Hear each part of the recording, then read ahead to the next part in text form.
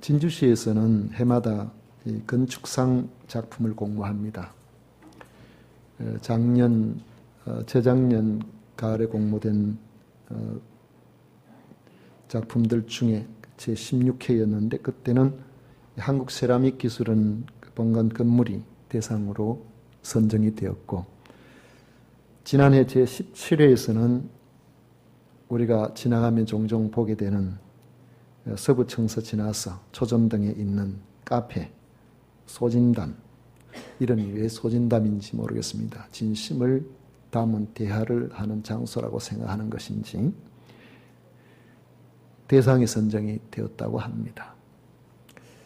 지나가면서 보면 뭐 그렇게 대단하게 보이진 않는데 어쨌든 전문가들이 보기에는 좋은가 봅니다. 그 소진담을 설계하고 지은 건축사가 송태훈 건축사인데 우리 교회를 설계하고 건축하신 분입니다. 그런 분이 한 것이 대상을 받았다면 우리 교회도 대상급이다. 제가 하고 싶은 말은 거기에 있습니다. 우리가 건물을 훌륭하다고 평가할 때는 여러 기준이 있을 수 있습니다. 구조가 어떻게 되었는가, 상징성을 갖고 있는가, 공간 배열은 잘 되어 있는가, 또 사용된 재료는 어떤가, 그리고 주변 환경과 조화를 잘 이루고 있는가, 이런 여러 부분이죠. 그런데 건물을 건물되게 만드는 데 결정적인 역할을 하는 것이 있습니다. 그것은 바로 재료와 재료를 연결시켜주는 접착물입니다. 시멘트나 몰타르 같은 것들이 많이 사용되겠죠. 그 외에도 접착제는 다양하게 많습니다. 눈에 보이지는 않지만은 건축가의 구상에 따라서 모든 건축 자재들을 필요한 곳에 그 자리에 있게 하는 다양한 접착제가 없이는 건물을 지을 수가 없는 것입니다. 접착제는 그만큼 중요합니다.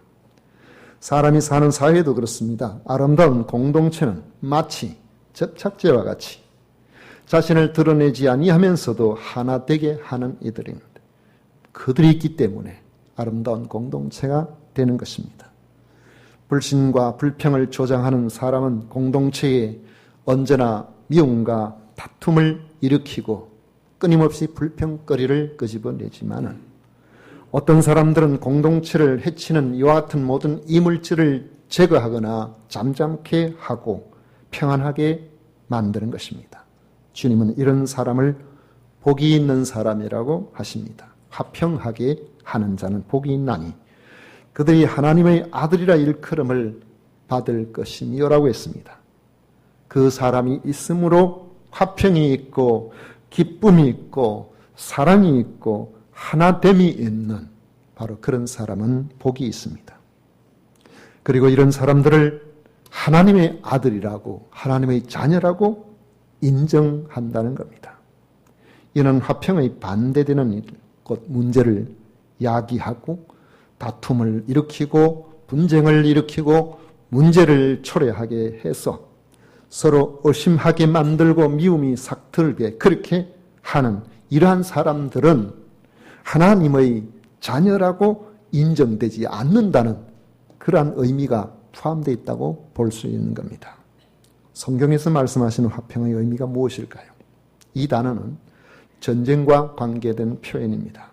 화평이란 오래 계속된 전쟁으로 불안과 공포 가운데서 지칠 대로 지쳐있는 사람들에게 들려주는 종전선언입니다.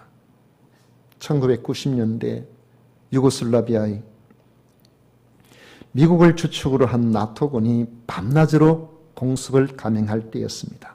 수도인 베오그라드 시민들은 더 이상 버틸 수 없을 만큼 공습의 공포에 지칠 대로 지쳐 있었습니다.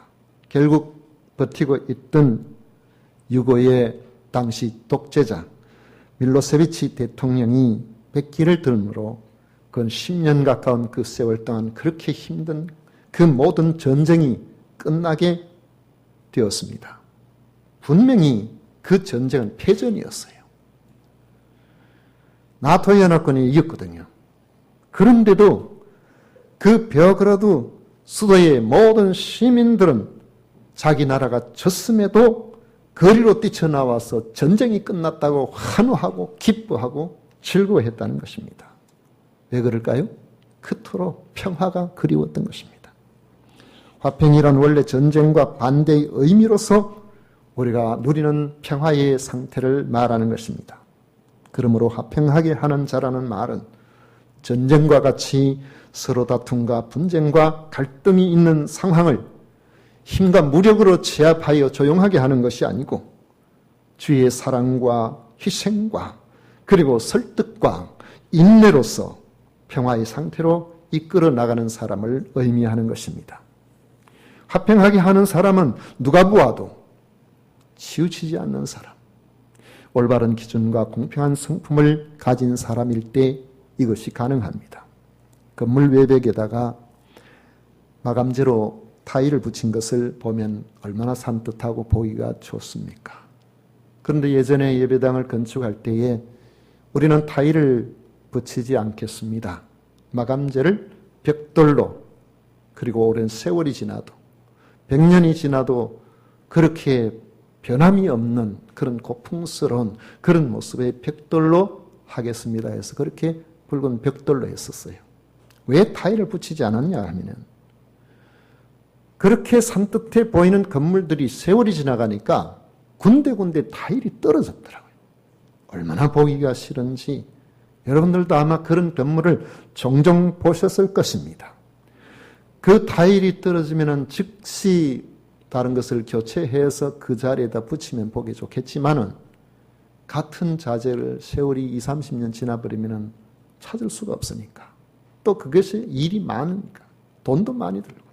그러니까 그냥 지나가는데 보는 사람들은 아유, 건물 잘 지어놓고 왜 저렇게 되었을까 그런 생각이 들죠. 왜 그 타일이 그렇게 떨어져 버리겠습니까? 세월 속에서. 건물과 타일 사이에 접착물이 원래는 이것이 붙을 때에 양쪽을 강하게 같이 균등하게 붙여줘야 되는데 접착력이 한쪽에 약해져 버렸기 때문인 겁니다. 접착물의 시멘트 성분이 건물 쪽에는 강하게 붙는데 타일에는 세월이 오래가면서 그렇지를 못하니까 그게 떨어져 버리는 것이죠. 그래서 보기가 흉해지는 겁니다. 한번 붙었다 하면 서로를 떨어지지 않게 하는 강력한 접착제와 같이 진정으로 화평하게 하는 그러한 성품들. 오늘 우리들에게 그것을 요구하고 있습니다. 그런데 이 성품이 어디서 오겠습니까? 태어날 때부터 우리가 화평하게 하는 사람으로서 좋은 성품을 가지고 있기 때문에 좋은 성품을 가지고 있는 사람은 바로 이렇게 살아갈 수 있고 그런 성품을 갖고 있지 못한 사람은 언제든지 사람들이 모이는 것을 불평스럽게 하고 힘들게 하는 그런 사람으로 살도록 만들까요? 진정으로 화평하게 하는 성품은 우리 자신에게서 오는 것이 아니라 주님에게서 오는 줄 믿으시기를 바랍니다. 사람은 공평한 것처럼 보여도 자신도 모르게 공평을 잃어버린 경우가 많습니다. 그렇게 정의를 외쳐도 내 자식의 문제는 그렇게 되지 못할 때가 많습니다. 팔은 안으로 굽는다는 속담이 나오는 이유입니다. 스위스의 한인교회에서 한 3년 정도를 시무하신 적이 있는 이재철 목사님이란 분이 자기 책에 나온 글에 보면은 자기가 경험하기로 세계에서 제일 정직한 민족은 스위스 사람이 아닌가 이렇게 판단합니다. 우리 최근에 우리 교회에서 스위스에 다녀오신 분이 있어서 좀 제가 알아봐야 될 일이기는 하고 또 그로부터 근 25년 이상의 세월이 흘렀기 때문에 스위스 사람들의 국민성이 또 어떻게 바뀌어졌는지 잘 알 수는 없지만은 그 당시에 그분이 보기에 스위스 사람들은 그야말로 법이 없어도 살 그런 사람으로 보였다는 것입니다. 버스나 전철을 타도 표검사하는 사람이 없고 그래서 언제든지 자기가 알아서 자기가 사용한 그대로의 금액만 내면 되도록 되어 있답니다. 모든 사람들이 서로에게 폐를 끼치지 않으려고 하는 정직한 삶의 모습이 역력하게 우리 동양인의 모습에서 눈에 그렇게 보여지더라는 것입니다. 그런데 한 가지 조심해야 될 것이 있다고 합니다. 아름답게 조성된 그 많은 공원들, 이야, 얼마나 보기가 좋은가. 이렇게 하면서 그 좋은 공원들을 구경하려고 그 경치에 도취가 되어서 두리번거리다가는 큰일 난답니다. 뭐 때문에 그럴까요? 개똥을 밟아서. 어찌 된 일인지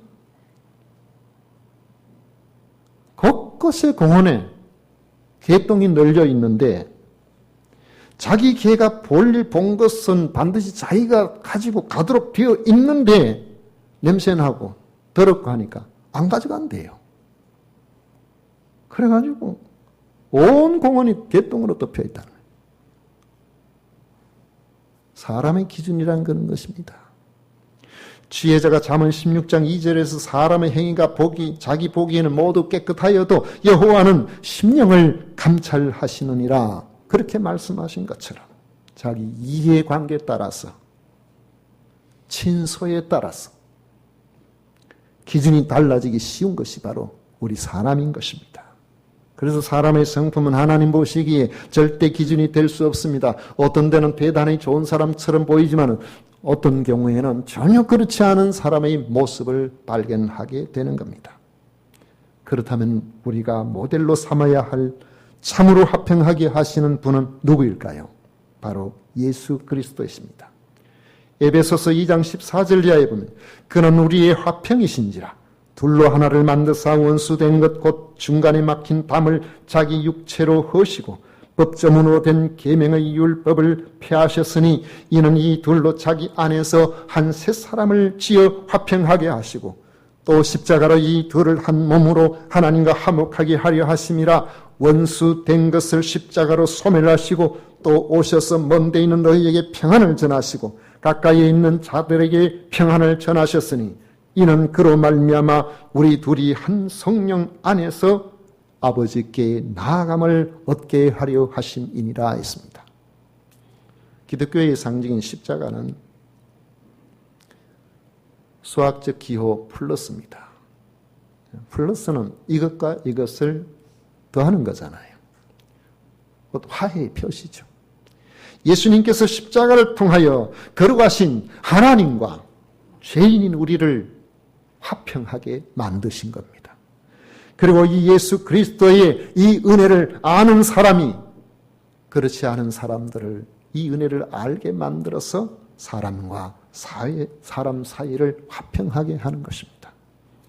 그러므로 화평하게 하는 자라는 것은 예수 그리스도의 십자가를 통하여 하나님과 화평하게 된 하나님의 자녀를 말합니다. 하나님의 자녀들은 이제 하나님과 하나가 된 이들이기 때문에 우리를 하나 되게 한 예수 그리스도의 십자가를 들고 하나님과 사람 사이와 사람과 사람 사이를 화평하게 하는 자가 되어야 한다는 것입니다.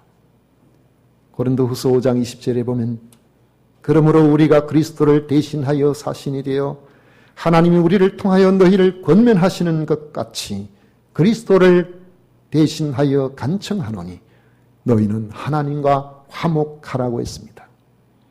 데살로니가전서 5장 13절에 보면 그들의 역사로 말미암아 사랑 안에서 가장 귀히 여기며 너희끼리 화목하라고 했습니다.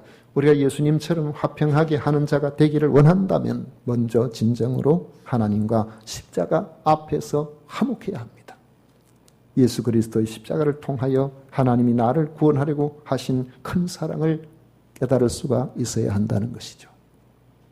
우리가 주님께서 나를 위해서 십자가에 달려 죽으신 그 피의 사랑이 자기 생명을 바쳐주신 그 사랑이 얼마나 크고 얼마나 놀라운가를 우리 가슴이 깊이 깨닫는 사람일수록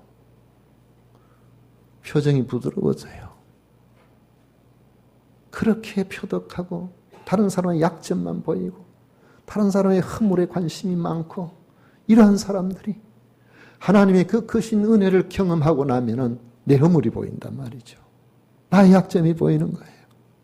나 같은 것을 하나님께서 이렇게 사랑하셨는가?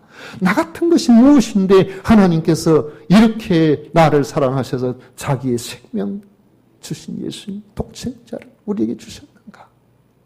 그래서 사람이 좀 너그러워지는 거예요.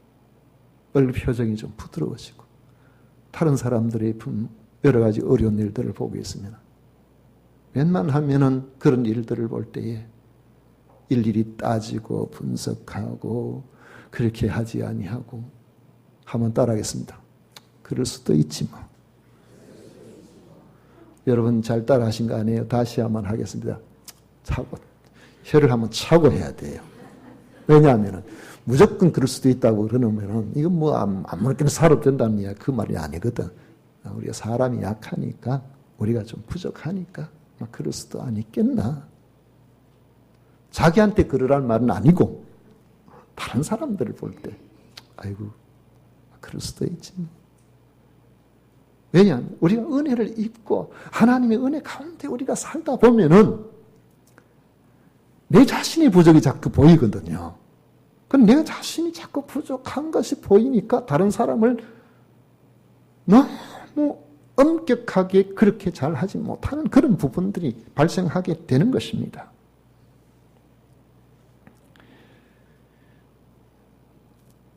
우리가 예수님처럼 화평하게 하는 자가 되기를 원한다면은 우리가 먼저 진정으로 하나님과 십자가 앞에서 화목해야 하는 것입니다.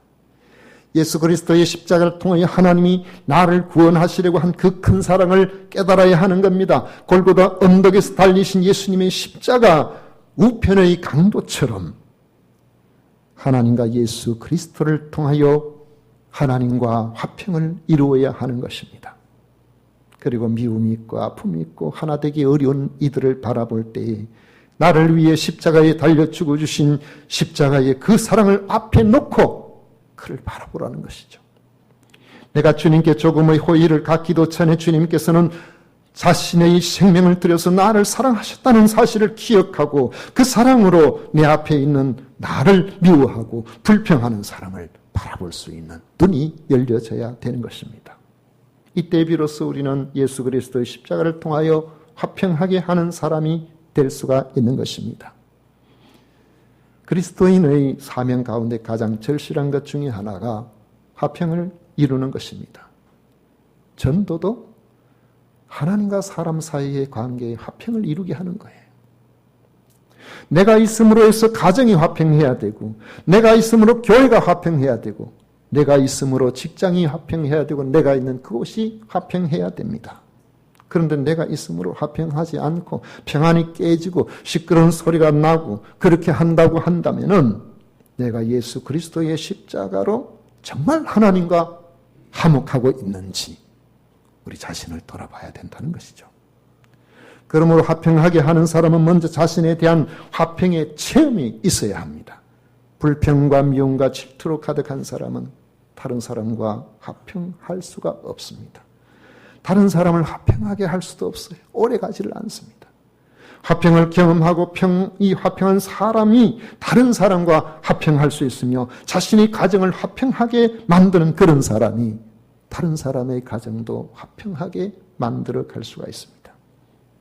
백합꽃이 향기를 진동하는 것처럼 우리가 평화의 사람이 되어야만 화평하게 하는 사람이 될 수가 있는 겁니다. 그러므로 우리가 평화의 사람이 되기 위해서는 바로 평강의 왕이신 예수 그리스도와 우리가 진정한 평강을 누릴 수가 있어야 합니다. 주님으로 말미암아 여러분의 가슴에 하늘의 평화를 누릴 수가 있어야 된다는 것입니다. 그때 화평하게 만드는 그런 능력이 나타나게 되는 것입니다. 예수님의 십자가 사랑 때문에 절절하게 평안을 누리게 되면 우리는 화평하게 하는 주님의 성품을 점점 닮아가게 됩니다. 마태복음 11장 29절에 보면 나는 마음이 온유하고 겸손하니 나의 멍에를 메고 내게 배우라 그리하면 너희 마음이 쉼을 얻으리니 했습니다. 온유와 겸손의 마음을 닮아가게 되는 것입니다. 예전에 교회에 지금 고인이 되신 장로님이신데 그 장로님 한성질 하시는 분이에요. 키도 크시고 체격도 좋으시고 그래가지고 한번 열기가 욱 하면 얼굴에 벌겋게 돼가지고 막 이럴 때 보면은 다른 사람들이 그냥 주눅이 들 정도로. 그런데 옆에서 장로님 좀 고정하시죠? 그러면 갑자기 표정이 싹 좋아지면서 순전한 어린아이처럼 바뀌어버려요.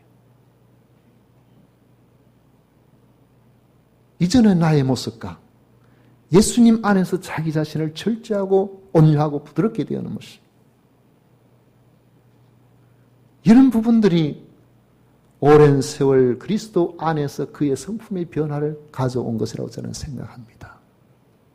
이런 분 다른 사람에 대해서 함부로 흉보고 다른 사람에 대해서 그렇게 어렵게 이야기를 하고 이런 경우를 잘 못 보고 그냥 좀 마음에 안 드는 것이 있으면은 그럴 때 혈기가 생겨가지고 하는데 근데 그 혈기가 오래 가질 않아요.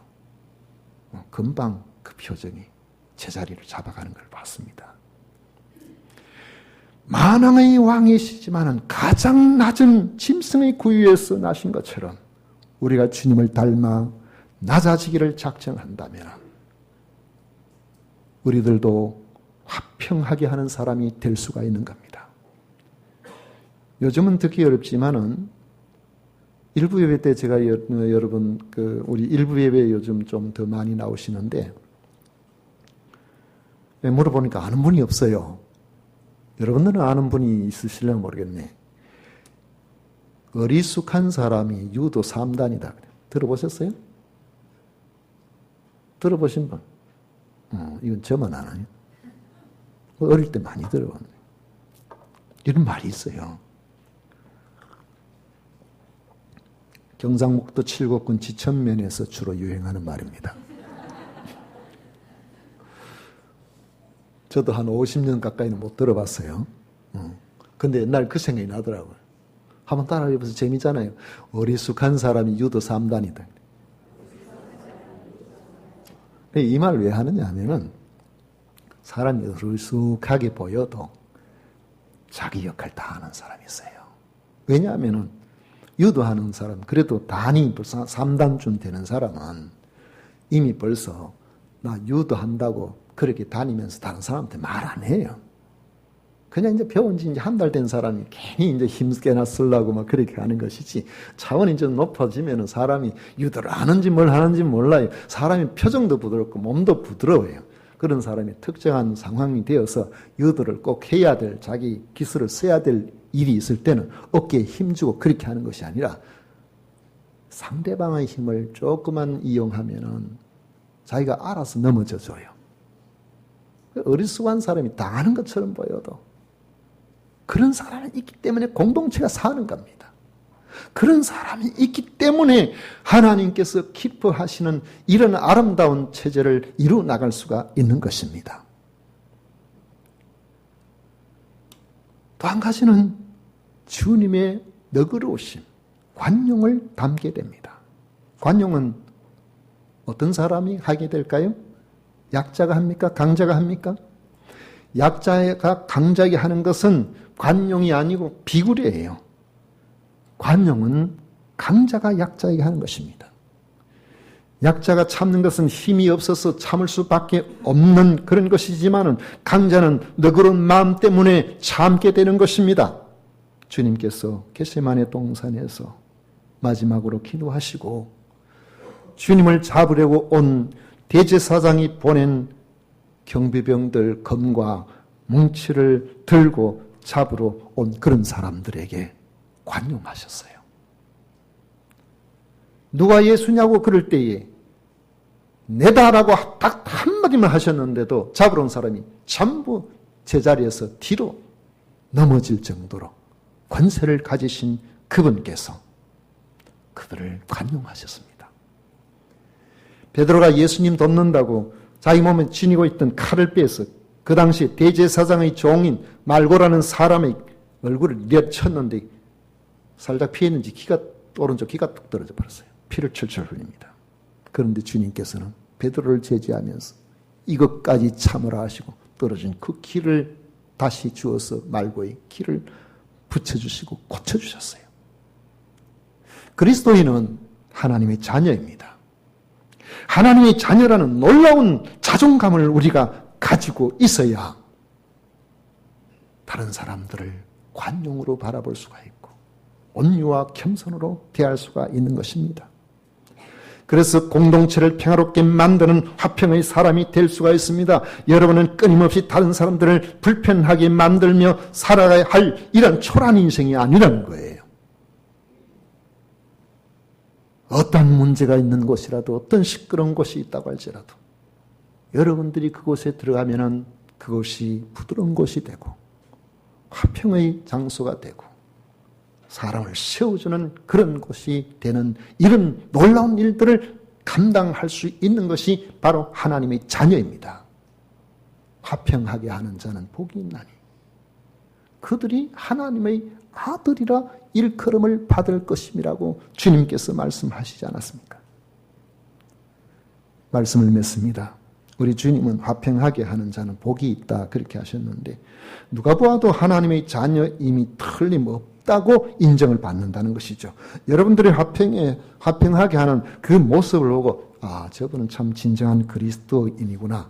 진짜 그리스도인이 바로 여기에 있구나. 내 앞에 있구나. 탄복하는 역사가 여러분들을 통해서 나타나시기를 축복합니다. 이 화평하게 하는 사람은 의의 열매를 거두게 된다고 했습니다. 야고보서 3장 18절에 보면은 화평하게 하는 자들은 화평으로 심어 의의 열매를 거두느니라. 의의 열매라는 것은 여러분들을 통해서 그리스도의 평강이 전해짐으로 하나님의 사랑을 불신하던 이들이 아, 정말 하나님께서 나를 사랑하시면 저 사람을 보면 내가 알겠네. 이렇게 되어서 그들로 하여금 믿음을 가질 수 있도록 만들어주는 겁니다. 이런 사람에게 하나님께서 준비하신 의의 면류관을 주시는 줄 믿으시기를 바랍니다. 저는 이런 생각을 해봅니다. 우리 세금산교회가 금년에 벌써 14주년이 이제 돼가는데 11월 달 되면 14주년이니까 어떨 경우에는 교회 식구들이 늘어나기도 하고 정체되어 있기도 하고 그렇게 될 때도 있지만 염려할 필요가 없습니다. 왜냐하면 복음이 이 자리에 있고 성도가 화평을 누리면 나머지는 하나님께서 다 일을 해주시는 겁니다. 좋은 사람을 보내주시고 하나님께서 기뻐하시는 그러한 일들로 움직여지도록 만들어주시는 줄 저는 믿습니다. 그래서 우리가 그 안에서 항상 같은 마음을 품고 같이 나아갈 수가 있는 것이죠. 우리가 3년 이후의 모습을 상상해 보십시오. 5년 후의 모습을 상상해 보십시오. 아무리 시대가 어둡고 아무리 비바람이 분다고 할지라도 주의 말씀은 여전히 살아있고 운동력이 있습니다. 그 안에서 하나님이 하실 위대한 일들을 우리는 보게 될 것입니다. 여러분들이 머무시는 곳이 가정이든 교회든 직장이든 교회 안의 전도 기관이든 여러분이 가진 그리스도의 십자가 사랑 때문에 다툼은 물러가고 다른 사람을 인정하고 미움이 사라지고 화평으로 되는 역사 그 일의 주인공이 되시는 여러분 되시기를 축원합니다.